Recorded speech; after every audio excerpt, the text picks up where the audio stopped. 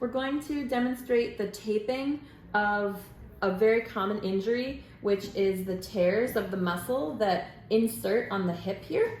A lot of women and men get these tears and they come with hip pain, and we find that they have tears of the gluteus medius and the gluteus minimus muscles. Many times it's those muscles. Now it can also be maximus, it can be piriformis, it can be tensor fascia latae. They can be many different muscle tears, but we're gonna demonstrate the taping after a treatment that we commonly do, like PRP, to regrow those muscles into the tendon insertion on the bone.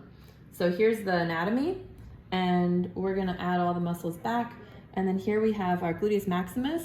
We're just gonna hide that so we can go deeper and show you all the muscles. Here's the piriformis, like we talked about. It inserts on that hip bone or the femur. Then we also have the gluteus medius. And if you wanna see in there, we can hide all the others and see where that muscle is. And then we'll fade it just to show where it inserts on the bone. So a lot of times people have tears right there, and we wanna regenerate that with PRP and allow that muscle to heal by taping it during the healing process. We also hide that one, and then we get to the gluteus minimus. That one is a tiny one underneath, but it also causes a lot of pain in that lateral hip position. So that pain is often a reflection of a tear. So we're gonna put all those muscles back, but this is tensor fascia latae, and that can also be irritated. That also has a myotendinous junction all around the lateral hip. So this taping process we're gonna use after we've used the alcohol to cleanse the skin so the tape really sticks. We're gonna use 2 of these strips of cover roll stretch to protect the skin. And then we're gonna follow up with elasticon.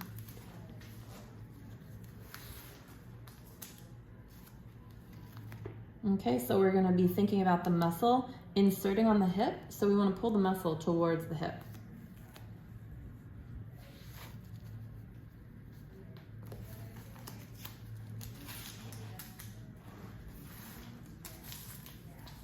And we do 2 layers.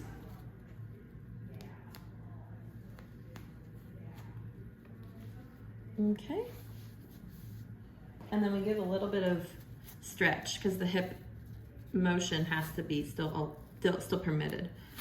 And we tape from the muscle to where it inserts on the bone. Make it nice and tight and secure. Okay, so here we go. The cover roll stretch protects the skin, and the elasticon tape, the tan tape is the elasticon tape. That's what really holds the muscle together. You can actually do a second set of tape for this upper part here.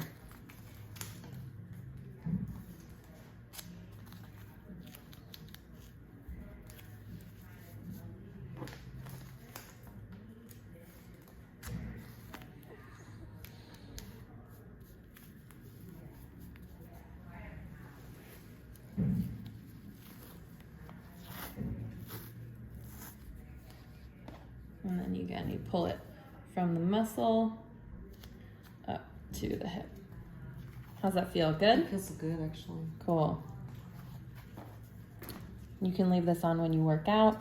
After regenerative procedures, we often have you rest and wait for a couple weeks before you get back to exercise, but you want to wear this kind of tape through all your rehab, all your foundation training, all of your workouts, even through the shower.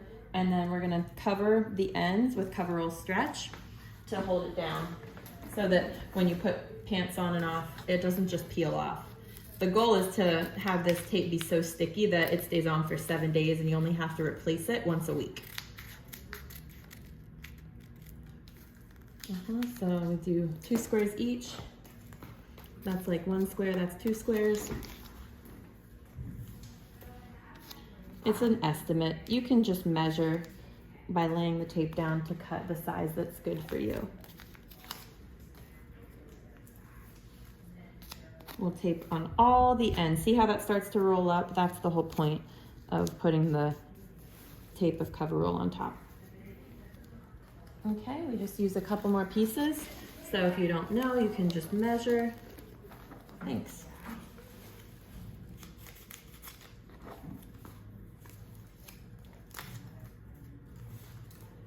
And you can tape it down. And then here's another 5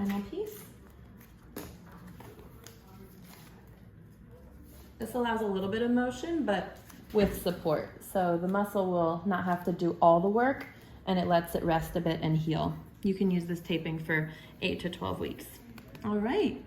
So that's what it looks like all finished up. Okay. Feels good? Mm-hmm. Awesome. Okay.